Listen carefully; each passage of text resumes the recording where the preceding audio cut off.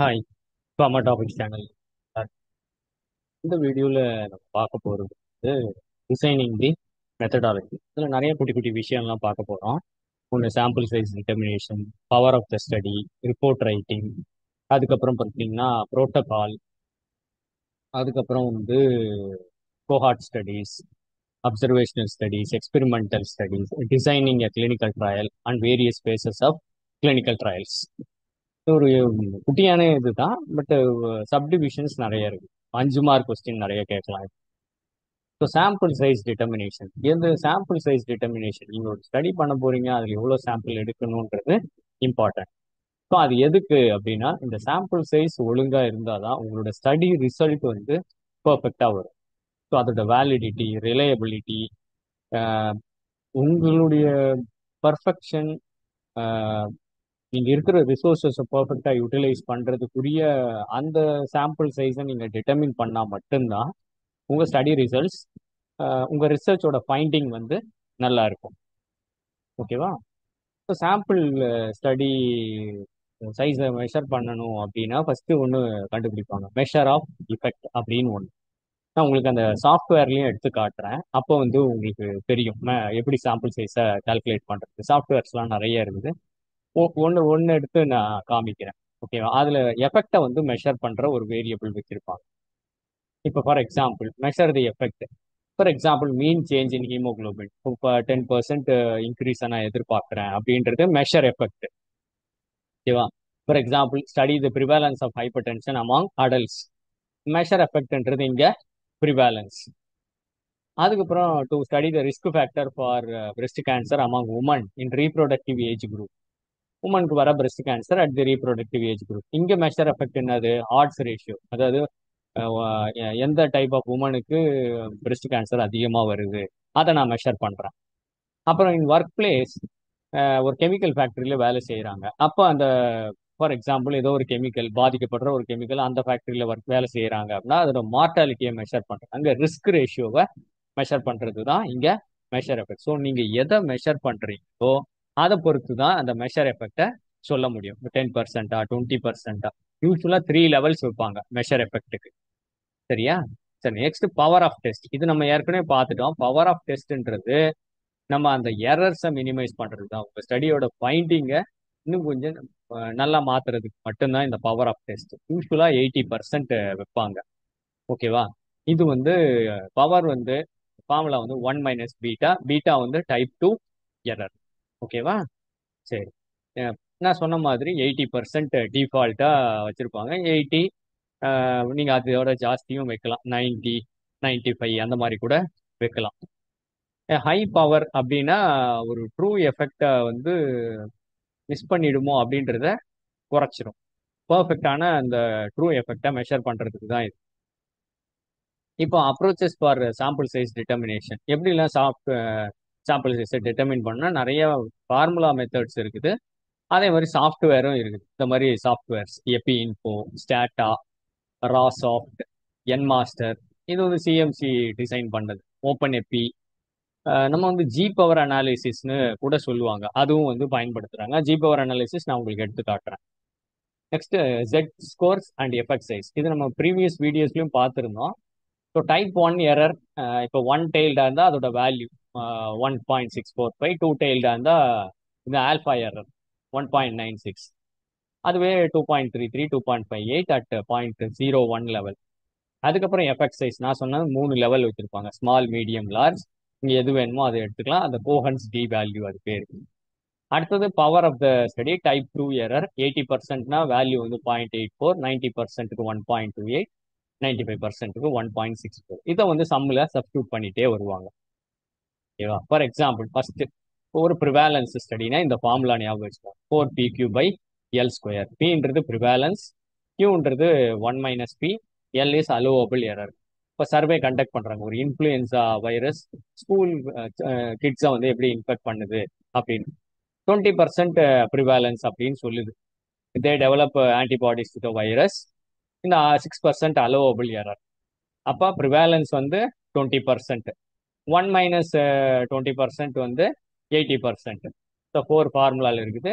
6² allowable error போட்டிங்கன்னா 177 பேஷண்ட்ஸை நீங்கள் எடுத்து படிக்கணும். அப்ராக்சிமேட்லி 180 கிட்ஸ் நீங்கள் எடுத்து படித்தா உங்கள் சர்வேவோட ரிசல்ட்ஸ் நம்பகத்தன்மை வாய்ந்ததா உங்களுக்கு ரிப்போர்ட் கிடைக்கும் அப்படின்றது இது காக்ரான்ஸ் ஃபார்முலா. இது நெக்ஸ்ட் பார்த்தீங்கன்னா ஸ்டாண்டர்ட் டீவியேஷன் கொடுத்துருந்தா இந்த ஃபார்முலா 4a² / l². எஸ் வந்து ஸ்டாண்டர்ட் டிவிஷன், இது அலோவபிள் எரர்.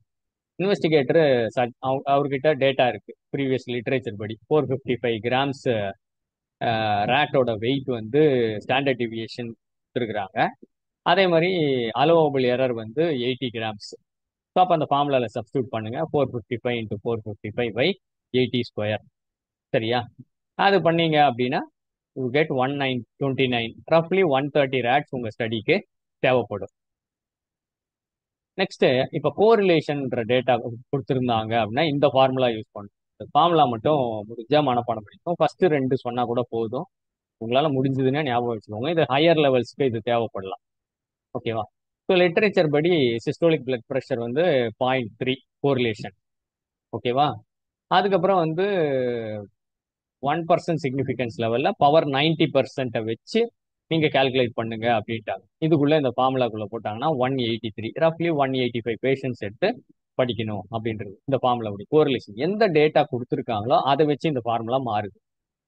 நெக்ஸ்ட் ப்ரொபோர்ஷன் அப்படின்ற டேட்டா கொடுத்துருந்தாங்கன்னா இந்த ப்ரொபோர்ஷனுக்குரிய ஃபார்முலா.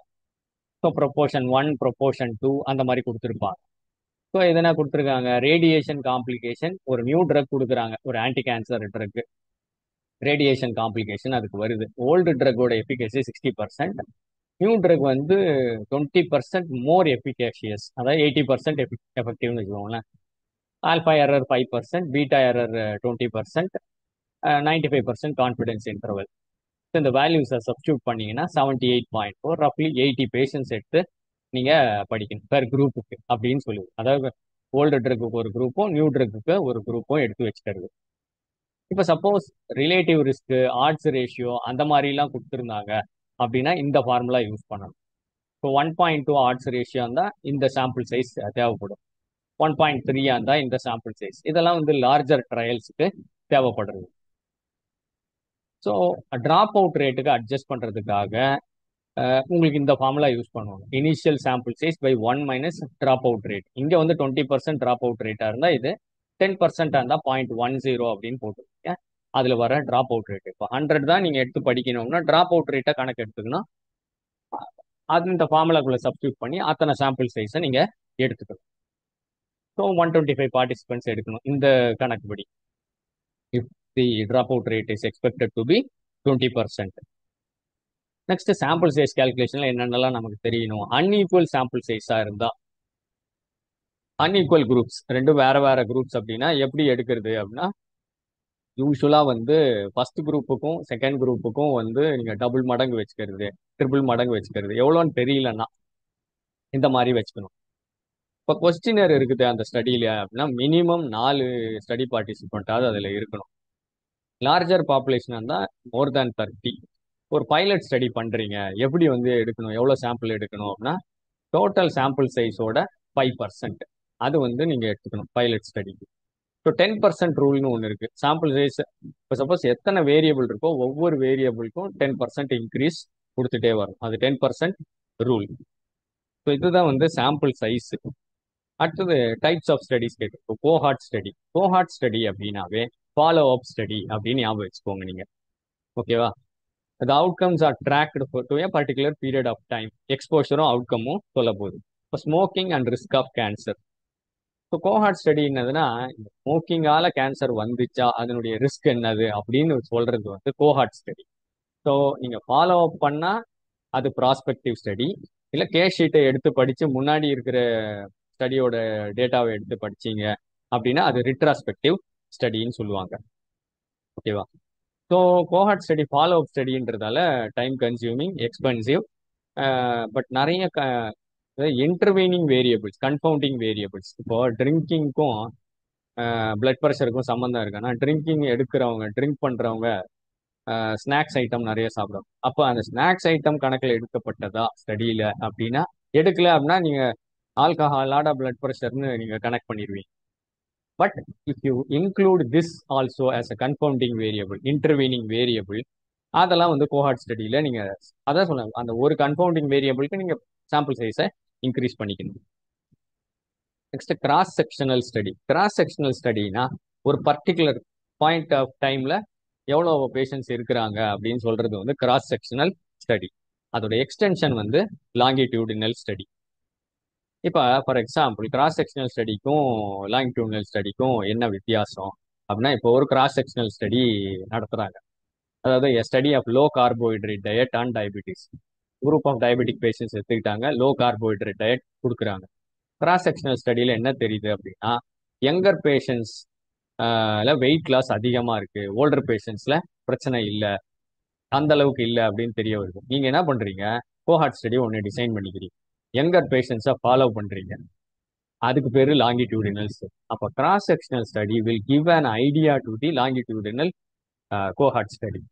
ஃபர்ஸ்ட் லாங்கிடியூடினல் ஸ்டடி பண்ண மாட்டாங்க. சரியா?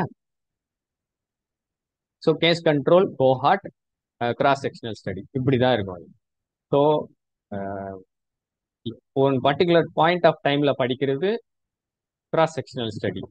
கேசஸ் மட்டும் படிக்கிறது, அவங்களுடைய மெடிக்கல் ரெக்கார்ட்ஸ் எடுத்து படிச்சீங்கன்னா கேஸ் கண்ட்ரோல் ஸ்டடி. இல்ல ஃபாலோ அப் ஸ்டடியா பண்றீங்க அப்படின்னா ப்ராஸ்பெக்டிவ் கோஹார்ட் ஸ்டடி. ஸோ ஃபியூச்சரை சொல்றது கோஹார்ட், ப்ரெசண்ட்டை சொல்றது கிராஸ் செக்ஷனல், பாஸ்ட்டை சொல்றது கேஸ் கண்ட்ரோல் ஸ்டடி. இது ஞாபகம் வச்சுக்கோங்க இந்த டேர்ம்ஸை மட்டும்.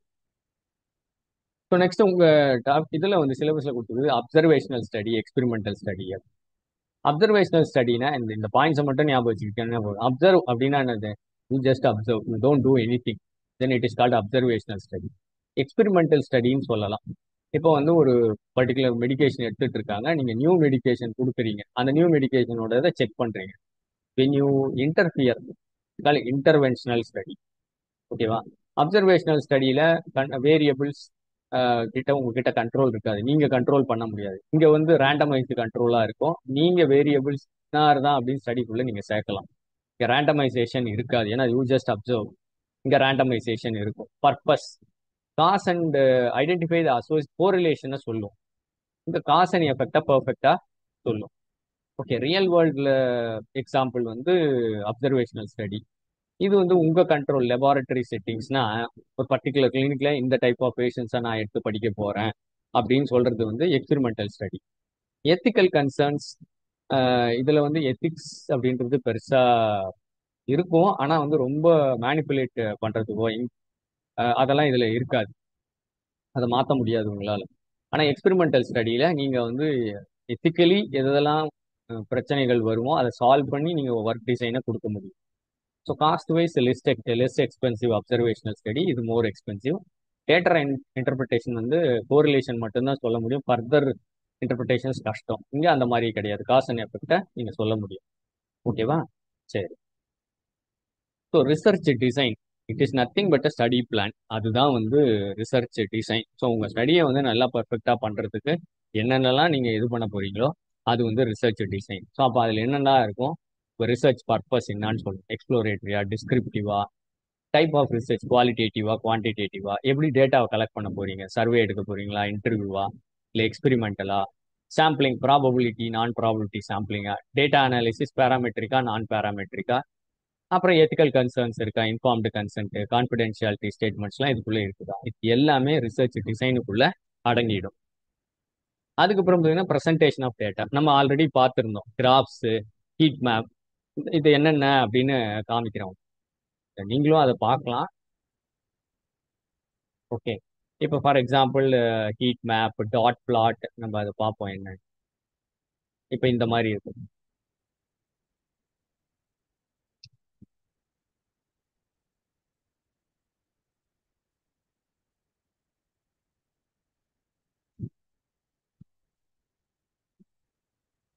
So heat map, corona virus வருது, நான் சும்மா டைப் பண்ணேன். இப்போ ஹீட் மேப்ன்றது இதுதான். இங்கே பார்த்தீங்கன்னா ஒரு லிட்ரேச்சர்ல அது பப்ளிஷ் ஆயிருக்கு.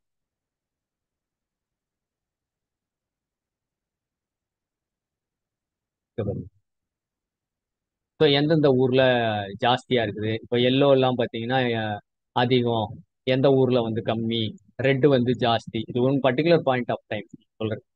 ஸோ இந்த மாதிரி வர்றது ஹீட் மேப் அப்படின்னு சொல்றது. நெக்ஸ்ட் என்ன கொடுத்துருக்காங்க, வல்கனோ பிளாட். போட்டு பார்ப்போம். Volcano plot. இப்போ இந்த மாதிரி வர்றது வல்கனோ பிளாட், அதாவது ஒரு வல்கனோலேருந்து வர மாதிரி. இதை பாருங்க.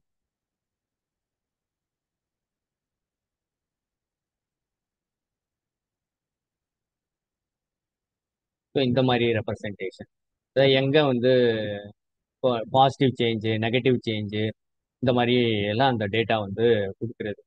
ஸோ அது வந்து வல்கனோ பிளாட் அப்படின்னு சொல்றோம்.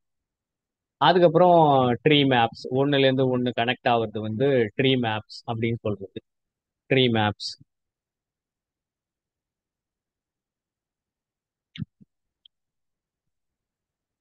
ஸோ இந்த மாதிரி கனெக்ட் பண்ணி படிக்கிறதுன்ட்டு ட்ரீ மேப்ஸ். ஒன்னோட ஒன்று கனெக்ட் பண்ணி எது எதுக்கு இந்த ஃபேக்டரும் இந்த ஃபேக்டரும் கனெக்ட் ஆயிருக்குது, அந்த மாதிரிலாம் கனெக்ட் பண்ணி படிக்கிறது ட்ரீ மேப்ஸ். அதுக்கப்புறம் பார்த்தீங்கன்னா இன்டராக்டிவ் டேஷ்போர்ட்ஸ். அப்புறம் நீங்கள் ஜென்ரலாக கிராஃப்ஸ்ன்னு படித்த எல்லாமே, அதாவது line graph, bar graph, by chart, அதுக்கப்புறம் கியூபிக் கிராஃபு, கான்டர் பிளாட், இது எல்லாமே ப்ரெசன்டேஷன் ஆஃப் டேட்டா தான். அதுக்கப்புறம் பார்த்தீங்கன்னா ரிப்போர்ட் ரைட்டிங். இந்த ரிப்போர்ட் ரைட்டிங் ரொம்ப ரொம்ப இம்பார்ட்டன்ட். ரிப்போர்ட் ரைட்டிங், இப்போ உங்கள் ஸ்டடி டேட்டா கலெக்ட் பண்ணிட்டீங்க, அதுக்கப்புறம் அதை கம்பைலேஷன் பண்ணி இன்ஃபரன்ஸ் எடுத்துடுறீங்க. என்னென்ன வேணும்? First abstract. அப்ட்ராக்ட்ன்றது snapshot of the entire study. அதுதான் whatever is your research. அதில் இன்ட்ரோடக்ஷன் இருக்கணும், அதாவது உங்கள் ரிசர்ச் ப்ராப்ளம் அது சொல்லணும். லிட்ரேச்சர் ரிவ்யூ, தீசிஸாக இருந்தால் லிட்ரேச்சர் ரிவ்யூ வரும், ஒரு ஆர்டிக்கிளாக இருந்தால் லிட்ரேச்சர் ரிவ்யூ வராது. அதுக்கப்புறம் பார்த்தீங்கன்னா மெத்தடாலஜி, என்னென்ன மெத்தட்ஸ்லாம் நீங்கள் ஃபாலோ பண்ணீங்க, அதுக்கப்புறம் உங்களோட ரிசல்ட்ஸ், டிஸ்கஷன், அதுக்கப்புறம் பார்த்தீங்கன்னா கன்க்ளூஷன், ரெஃபரன்சஸ், ஏபிஏ இல்லைன்னா எம்எல்ஏ, வேன்கோவர் ஸ்டைல், அந்த மாதிரி வருது. நான் எடுத்து காமிக்கிறேன் ஒரு ஆர்டிக்கிள். அப்பண்டிசஸ்ன்றது அனெக்சர் மாதிரி, என்னென்ன கொஸ்டினர்லாம் நீங்கள் யூஸ் பண்ணீங்க, அந்த மாதிரி சில இன்ஃபர்மேஷன். ஓகே. யூஸ்வலாக என்ன பண்ணுவாங்கன்னா ரிப்போர்ட் ரைட்டிங்கில் ஐஎம் ரேட் அப்படின்னு ஒன்று ஃபாலோ பண்ணுவாங்க. இது ஒரு ஸ்டாண்டர்டான ஒரு கைட்லைன். இது ஒன்றும் கிடையாது. Introduction, methodology, results and discussion, இந்த ஆர்டரில் இருக்கும். ஸோ ஒரு ஒரு லாஜிக்கலாக எல்லாரும் ஒரே ஃபார்மேட்டை ஃபாலோ பண்ணுறது தான் இந்த ஐஎம் ரேட். ஸோ இது ஃபோக்கஸ்டு ஸ்ட்ரக்சர் இருக்கும், கிளாரிட்டி கொடுக்கும். ஸ்டாண்டர்டைசேஷன் இன் சயின்டிஃபிக், எல்லாரும் ஒரே பேட்டர்னை ஃபாலோ பண்ணுறோம். So streamlined recognised structure such that it is understandable to everybody. So other styles இருக்குதா அப்படின்னா லாஜிக்கல் ஆர்கியூமெண்ட்டு, ஓசிஏஆர், அதாவது opening, challenge, action, climax, resolution, ABDCE, abstract, background, details, conclusion, evidence, இந்த மாதிரிலாம் கூட இருக்குது ரிப்போர்ட் ரைட்டிங்ல. ஓகேவா? சரி. இப்போ ரிப்போர்ட் ரைட்டிங் நம்ம பார்ப்போம். அதாவது ஃபார் எக்ஸாம்பிள் ஒரு பர்டிகுலர் ஆர்டிக்கிள் எடுத்து பார்ப்போம். எப்படி இருக்குது அப்படின்ட்டு.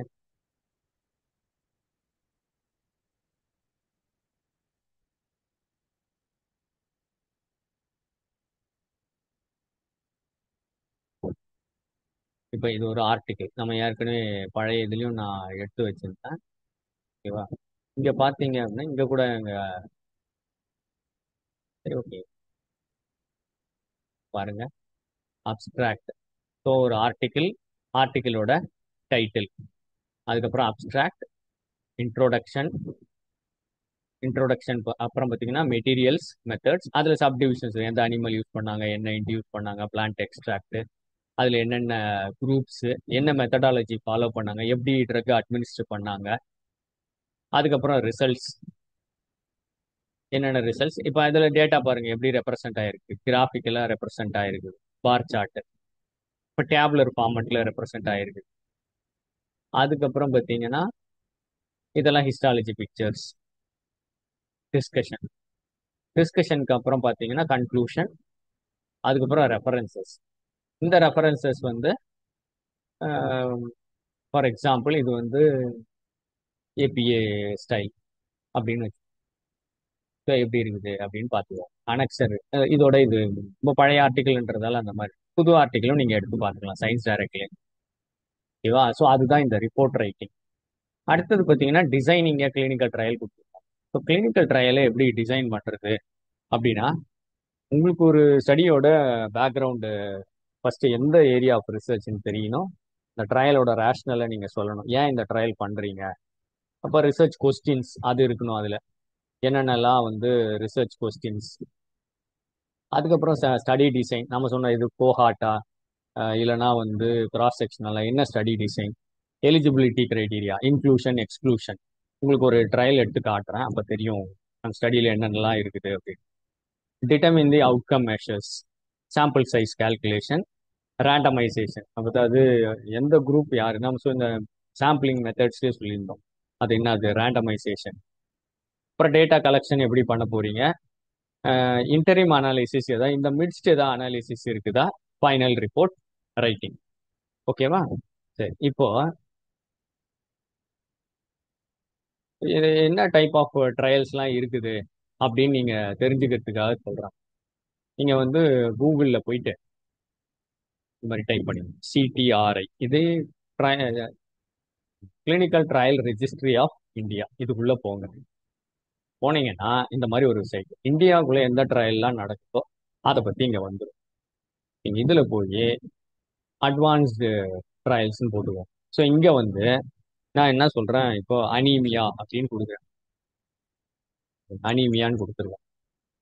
கொடுத்தீங்க அப்படின்னா கிரைட்டீரியாவை செலக்ட் பண்ணுது பாருங்க. என்னென்ன இந்த பப்ளிக் டைட்டில் ஆஃப் த ஸ்டடியில வேணுமா, சயின்டிபிக் டைட்டிலா, என்ன அதுன்னு கேட்குது. நான் பப்ளிக் டைட்டில்னு கொடுத்துட்றேன். ஸோ இந்த கேப்சா டைப் பண்ண சொல்லிட்டு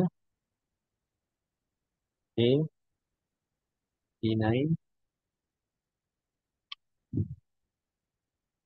இந்த மாதிரி கொடுத்தீங்கன்னா இப்போ எந்தெந்த ட்ரையல்லாம் நடக்குது அப்படின்னு வந்துச்சு. இப்போ எரித்ரோபாய்டினை பத்தி ஃபர்ஸ்ட் ட்ரையல் நம்ம பார்க்குறோம். எரித்ரோபாய்டினை பத்தி நடக்குது. Patient suffering from crony renal failure, அவங்களுக்கு எரித்ரோபாய்டின் கொடுத்துருக்காங்க.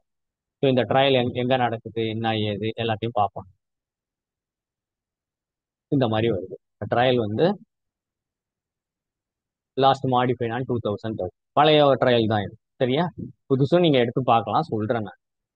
ஸோ எங்க நடக்குது, public title of the study, clinical trial to study the effects of recombinant human erythropoietin in management of anaemia அப்படின்னு சொல்லியிருக்காங்க. ஸோ சயின்டிஃபிக்காக சொல்லணும்னா ரேண்டமைஸ்டு, அப்புறம் ஓப்பன் லேபிள்.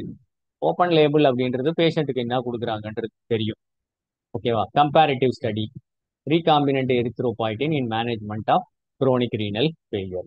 அப்போ என்னது, எங்க ஸ்டடி நடக்குது, அட்ரஸ் மகாராஷ்டிராவில் நடக்குது. Kidney centre, kidney and gastro intestinal centre, ஸ்மித்தி ஆர்ஏ ரோடு, அதோட அட்ரஸ்.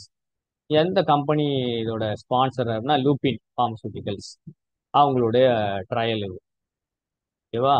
சரி, அதுக்கப்புறம் இங்க பாத்தீங்கன்னா எந்த இந்தியாவில் தான் நடக்குது ட்ரையல், யாரெல்லாம் பிரின்சிபல் இன்வெஸ்டிகேட்டர்ஸ், ஸோ அந்த ட்ரையல்ல யாரெல்லாம் இருக்கிறாங்க, எந்தெந்த ஹாஸ்பிட்டல்ஸ்ல இருக்கிறாங்க. வேற வேற ஹாஸ்பிட்டல் பாருங்க, நவநீத் ஹாஸ்பிட்டல், கருணா, சாய் ஹாஸ்பிட்டல், இந்த மாதிரி. ஸோ எத்திக்ஸ் கமிட்டி இதை அப்ரூவ் பண்ணியிருக்கா இல்லையா அப்படின்னா, எத்திக்ஸ் கமிட்டி அதை 7 எத்திக்கல் கமிட்டி அப்ரூவ் பண்ணி ஒவ்வொரு ஹாஸ்பிட்டலுக்கும் அப்ரூவல் கொடுத்துருப்பாங்க அவங்க.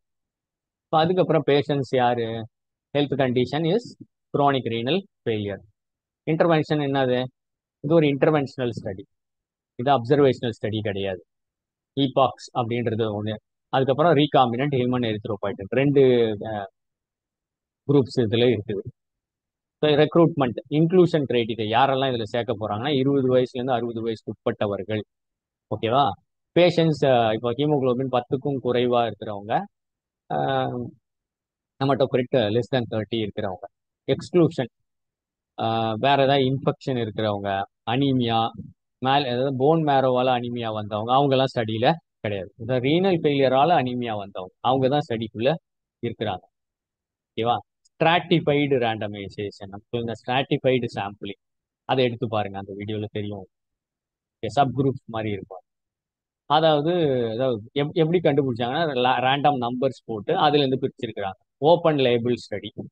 பிரைமரி அவுட்கம் என்னது, increase the haemoglobin effect, haemoglobin லெவலை இன்க்ரீஸ் பண்றது. ஓகேவா? So time points 3 months. Safety and tolerability second. இது டோட்டல் சாம்பிள் சைஸ், அவங்க கோடுல சரியான ஸ்டடி முடிஞ்சிருந்தா அது அப்டேட் ஆயிருக்கும், எவ்வளோன்றது இங்க போடல. இது phase 3 ட்ரையல் அப்படின்னு சொல்லிட்டாங்க, ஏன்னா அப்ரூவலுக்கு ஆகாது. Recruitment status completed, trial not publish. இந்த நீங்க வேற ஏதாவது எடுத்து பார்த்தா இங்க எவ்வளோன்றது கிடைக்கும், சாம்பிள் சைஸ் அவங்க எப்படி கால்குலேட் பண்ணாங்க. ஸோ இப்படிதான் இருக்கும் இந்த ட்ரையலோட இது, டிசைன் ஆஃப் ட்ரையல். நீங்க இது ஏதாவது டிசைன் ஆஃப் ட்ரையல்னு கேட்டாங்கன்னா இந்த பேட்டர்ன்ல எழுதுங்க. சரியா? அதுக்கப்புறம் நெக்ஸ்ட் பார்த்தீங்க அப்படின்னா phases of trials. So phases of trials என்னென்ன அப்படின்னா இது எல்லாருக்குமே தெரியும், இருந்தாலும் இன்னொரு தடவை நான் சொல்றேன். ஸோ ஃபேஸ் 0 இது ஒரு மைக்ரோ டோசிங் ஸ்டடி. 10லேருந்து 20 healthy volunteer 1/10 of the efficacious dose கொடுக்கிறது. கைனெட்டிக் பேராமீட்டர்ஸை இப்போ அப்சார்ப்ஷன், டிஸ்ட்ரிபியூஷன், சிமேக்ஸ், டிமேக்ஸ் அதெல்லாம் டேட்டா ரெக்கார்டிங் பண்ணுறதுக்காக எடுக்கிறது phase 0 study. Phase 1 is first human study, is phase 1 study. Phase 0 இதில் இல்லாதல்ல, அது ஒரு மைக்ரோ டோசிங் ஸ்டடின்றதால சொல்ல. ஃபர்ஸ்ட் ஹியூமன் ஸ்டடி வந்து ஃபேஸ் 1 ஸ்டடி. இப்போ எந்த டோஸ் வரைக்கும் டாலரபிள், அதுதான் இதோட இது. தெரப்பி கிடையாது, ஏன்னா they're healthy. Phase 2 is first patient study. இந்த ஃபேஸ் 2லயே 2A 2B அப்படின்னு இருக்கு. 2A வந்து சிங்கிள் டோஸ் கொடுத்துட்டு பார்க்கறது. அதுக்கப்புறம் வந்து மல்டிபிள் டோசஸ் கொடுக்கறது 2Bன்னு சொல்லுவாங்க. ஸோ எஃபிகேசியை செக் பண்ணுறது. ஃபேஸ் 3ன்றது comparison with the existing treatment larger patient பாப்புலேஷனில் படிக்கிறது. இதுக்கப்புறம் அந்த ட்ரக் அப்ரூவல் ஆன பிறகு மார்க்கெட்டுக்கு வந்துருக்கு. அதுக்கப்புறம் ஏதாவது அட்வர்ஸ் எஃபெக்ட்ஸ் ரிப்போர்ட் ஆகுதா அதை செக் பண்ணுறது ஃபேஸ் 4 ஸ்டடி. ஸோ இதுதான் உங்களோட அந்த இந்த போர்ஷனில் இருக்கிறது. ஸோ இதில் நம்ம என்னென்ன படித்தோம்? Designing the methodology, sample size determination, power of the study, report writing, டேட்டாவை எப்படி ரெப்ரசன்ட் பண்ணுறது, அதுக்கப்புறம் வந்து cohort study, observational study, experimental study, designing a clinical trial and various phases of clinical trials. So இந்த வீடியோ வந்து உங்களுக்கு பிடிச்சிருந்தா like பட்டனை ப்ரெஸ் பண்ணுங்க, ஷேர் பண்ணுங்க, சப்ஸ்கிரைப் பண்ணுங்க. இந்த வீடியோ கேட்டதுக்கு நன்றி. இந்த சீரீஸ் ஆஃப் வீடியோஸ் ஃபுல்லாகவே யூஸ் பண்ணுங்க. உங்கள் எக்ஸாம்ஸில் நல்ல ஸ்கோர் எடு. இந்த வீடியோ கேட்டதுக்கு நன்றி.